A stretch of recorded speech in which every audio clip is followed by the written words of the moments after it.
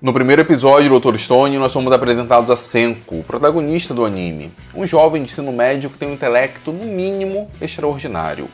Somos apresentados também a Taiju, o seu melhor amigo, e ao amor platônico de Taiju e Uzuriha.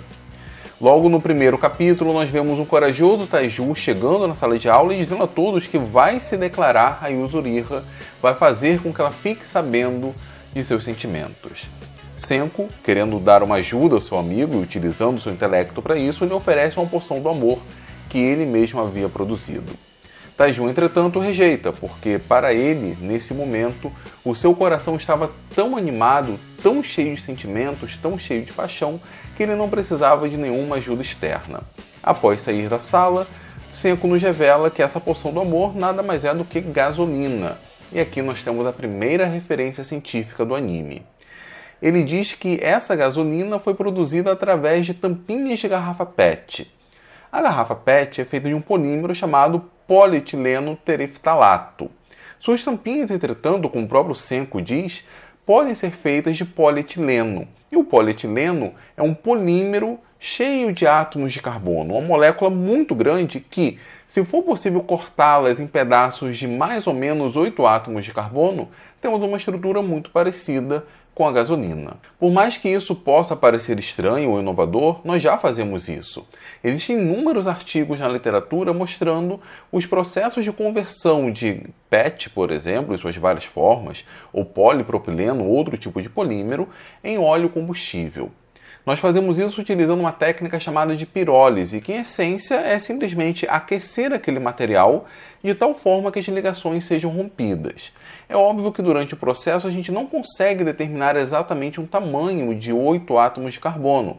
Às vezes podemos acertar, às vezes podemos ter uma nova molécula com um número maior de átomos de carbono, com um número menor de átomos. E com isso é possível obter, sim, gás combustível, sólidos, mas também óleo combustível. Podemos favorecer o processo utilizando catalisadores. Aí nós temos uma pirólise catalítica e, nesse sentido, nós conseguimos, sim, obter moléculas com tamanho um pouco mais uniformes. Obviamente, o uso de catalisadores, na sua maioria óxidos metálicos, acaba fazendo com que o processo seja mais caro. Mas isso é possível e já é utilizado em escala industrial, inclusive aqui no Brasil. Pouco depois dessa cena, o destino dos protagonistas muda de maneira drástica. Quando Taiju vai até Uzuriha para finalmente declarar seus sentimentos, uma estranha luz verde toma conta do céu e eles são simplesmente petrificados. O anime dá então um salto no tempo de 3.700 anos e vemos agora o Taiju dentro de uma caverna cheia de morcegos, onde um líquido de coloração amarelada cai sobre sua carapaça, que se rompe. Falaremos posteriormente desse líquido, ele vai ser muito importante para a trama do anime. Mas o ponto importante aqui é que o Taiju ele fica liberto da sua carapaça, mas mantém as mesmas características de quando foi petrificado. Ele ainda é jovem, ele mantém seus sinais vitais, apresenta memória. Taiju, uma vez liberto, vai atrás de outras pessoas. Ele vê o mundo todo petrificado, mas logo depois ele encontra o seu amigo Senku, que já havia sido despetrificado há algum tempo.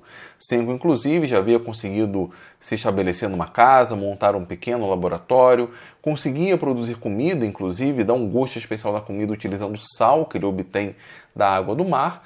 Mas Senku, embora tenha um intelecto formidável, ele não tem uma força na mesma proporção, então seu avanço estava limitado. Mas com a ajuda agora de seu amigo de Taiju, eles com certeza conseguirão ampliar muito mais o seu espaço e quem sabe ajudar as outras pessoas. Na verdade, o foco agora é conseguir uma maneira de despetrificar as outras pessoas, inclusive a Uzuriha, e para que o Taiju finalmente demonstre seus sentimentos para ela. A força de Taiju já se mostra extremamente útil quando ele consegue coletar um número muito maior de alimentos, raízes, folhas, frutos, porém seu conhecimento limitado em botânica o impede de distinguir se aquela determinada planta é um alimento ou é um veneno. Por exemplo, ele traz o delicioso shimeshi, que combina muito bem com risoto. Mas ele traz também outros cogumelos, dentre eles o Amanita virosa. Esse cogumelo branco ele é conhecido como anjo destruidor.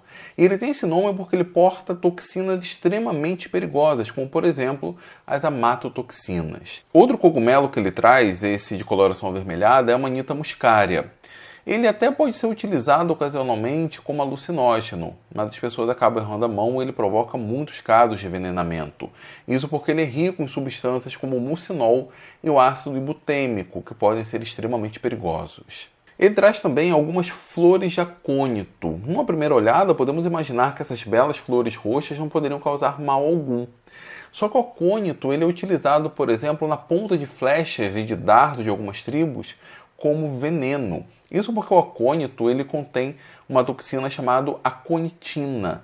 E ela é extremamente perigosa, provocando parada cardíaca com muita facilidade.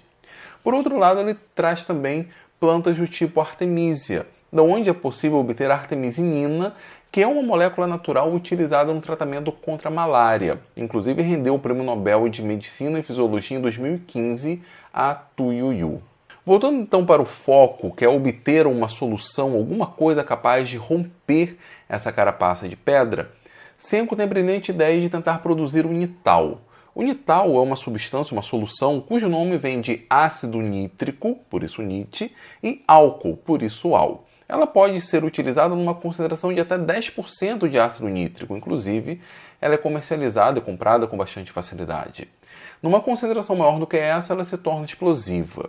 A principal utilidade do nital é limpar superfícies do aço de impurezas, tirarmos ali, por exemplo, impurezas minerais, enfim, deixar a superfície do aço exposta para posteriormente a aplicação de microscopia, vermos ali a estrutura do aço, se tem alguma rachadura, se tem algo que comprometa a sua resistência.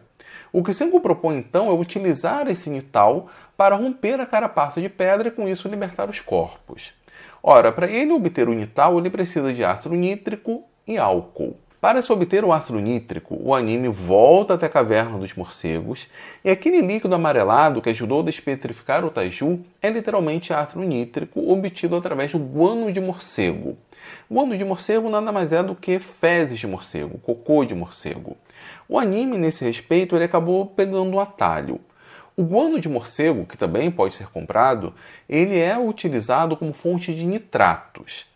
É possível, a partir do guano de morcego, desses nitratos, obter ácido nítrico sim, mas para isso é necessário utilizar, por exemplo, ácido sulfúrico, que o Senko até o momento não tem acesso. Então o anime corta essa parte e já pega então o ácido nítrico pronto. Para se obter o álcool é mais fácil.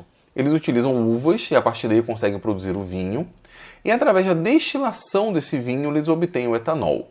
Eles conseguem destilar o vinho utilizando um alambique feito de barro muito parecido com os utilizados por povos andinos ou por povos da Índia.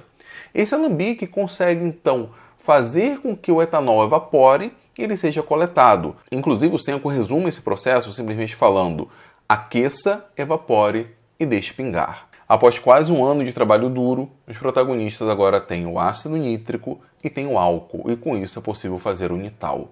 E eles começam fazendo o teste com algumas aves. E os testes são surpreendentes, eles conseguem romper a carapaça dessas aves e elas voam em liberdade depois de 3.700 anos. O ponto agora é, será que isso vai funcionar também com os seres humanos?